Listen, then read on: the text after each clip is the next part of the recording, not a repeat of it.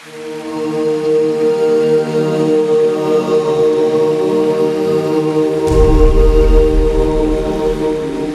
have a problem with the ancient aliens argument.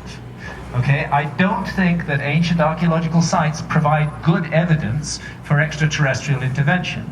I think they're a bad argument for extraterrestrial intervention. I think there's some great arguments for that in the modern world today. Something is definitely going on, and it's been going on for tens of thousands of years, but I don't see it in the archaeological sites. I see the fingerprints of a lost civilization. So that's my truth, that's the case I've made, and just like Erich, I ask the questions, I put it before the public.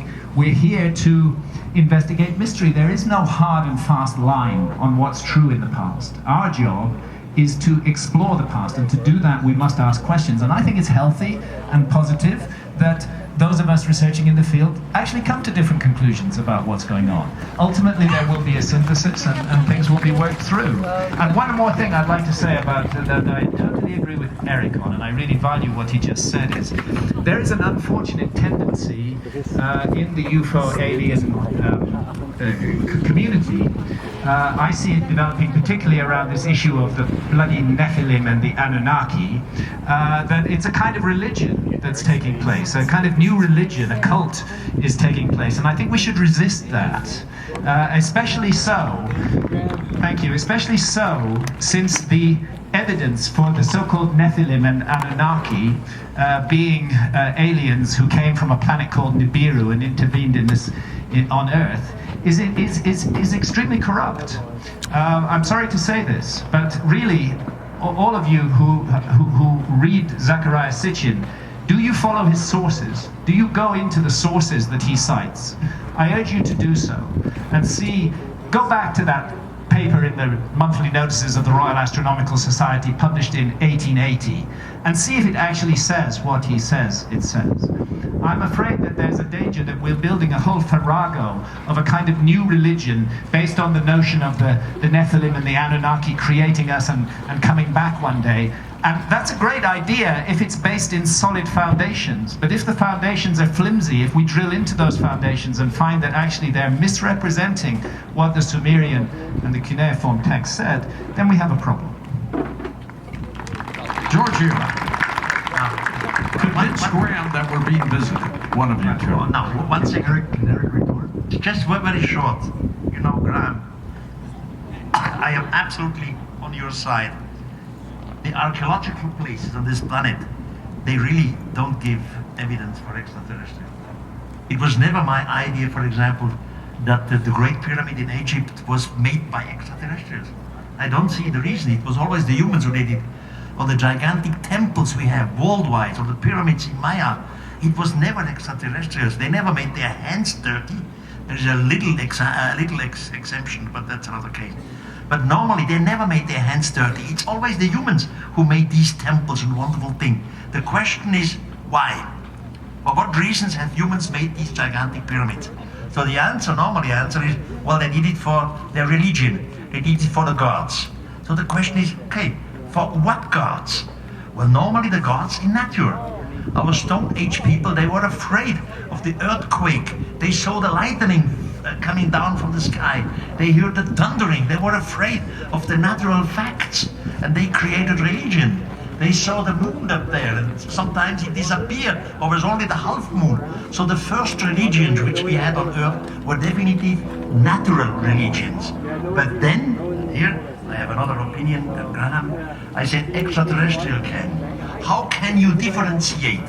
For example, in the Bible, you see that the God of the Bible comes down with smoke, fire, trembling, loud noise on the holy mountain, etc. Now, a normal theologian would explain, well, that's nature. It was a storm. It was a lightning. But the question is, these beings who have come down, they spoke to some of our humans. They gave information. And nature, the earthquake, the lightning, does not give information. And I mean scientific information, not just normal information. There is a guy, shortly to mention him, his name is Enoch, and according to my interpretation, he was in contact with extraterrestrials, and one of the teachers was an astronomer, and he said to Enoch, human, look out there. Do you see this little light? You humans call it moon. But the moon has no light by itself. The moon receives its light from the sun. And then he explains the different phases of the moon, why it is half moon, full moon, etc. So this is information, scientific information. And this is not comparable to the natural religion, because the information was coming from up there. Of course, you have different possibilities to see and to explain all these things. When I take a prophet Ezekiel in the Bible and I give my explanation for it, so I have the same text as the theologians have. So we have the same thing, but the interpretation of it is completely different. It's because of the spirit of time. Yeah, can I follow up on that? I think that you were mentioning the other day, Erich, about the cave art and the similarities of cave art. It's very intriguing. Let's keep an open mind. One aspect of my research has involved visionary experiences. And this is not armchair research. I have worked with ayahuasca, the visionary brew of the Amazon, had more than 60 sessions with ayahuasca. I can tell you that in ayahuasca sessions, I meet intelligent entities who communicate factual information to me. As a matter of fact, they've communicated information to me that I couldn't possibly have known. Something concerning my family, which later turned out to be true, was revealed to me in an ayahuasca session. The sense of contact with an intelligence in visionary experience is very high. And actually, if you look at the characteristics of cave art, it has a huge amount in common with the characteristics of modern visionary art, done by people like Alex Gray or Martina Hoffman, for example. So I think that in many of these cases, the assumption that we're dealing just with physical extraterrestrials in high-tech machinery, I think it's a rather unimaginative assumption. I think it may be much more mysterious than that we may be dealing with interdimensional connections. We're assuming that it's tech and machines and things like us because of the spirit of our time. But one of the odd things I notice is that whenever extraterrestrial technology is described, whether in ancient texts or whatever, it always seems to be round about the technology that NASA was using in the 1970s. And I just wonder if we're dealing with a projection of our system of ideas onto the past, rather than listening to what the past has to say to us. Just a thought. Well, Michael Cremo talks about ancient civilizations that are hundreds of millions of years old and that they possessed high technology. When you read about the Vimanas and flying machines of the past, truly remarkable. I'm convinced we had nuclear explosions and wars millions and millions of years ago.